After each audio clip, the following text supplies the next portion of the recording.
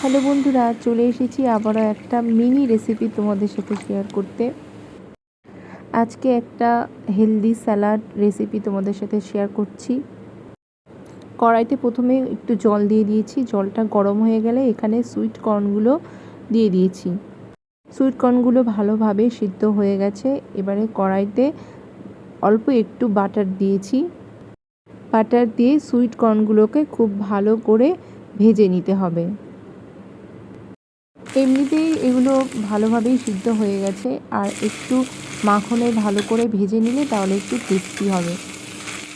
এবারে এর মধ্যে খুব অল্প করে একটু বিট লবণ দিয়ে দেবো।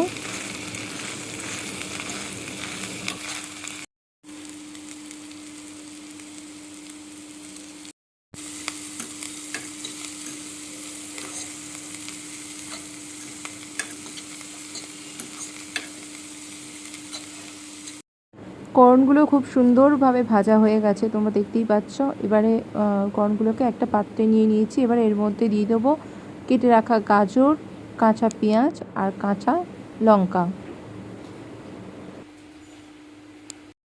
আর কেটে রাখা অর্ধেক লেবু রস দিয়ে দেব।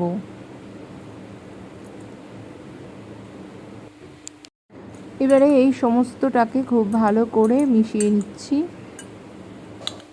আর এটাকে পরিবেশন করার আগে শুধুই উপর থেকে একটু গোলমরিচের গুঁড়ো ছড়িয়ে দিলেই হয়ে যাবে কর্ন স্যালাড।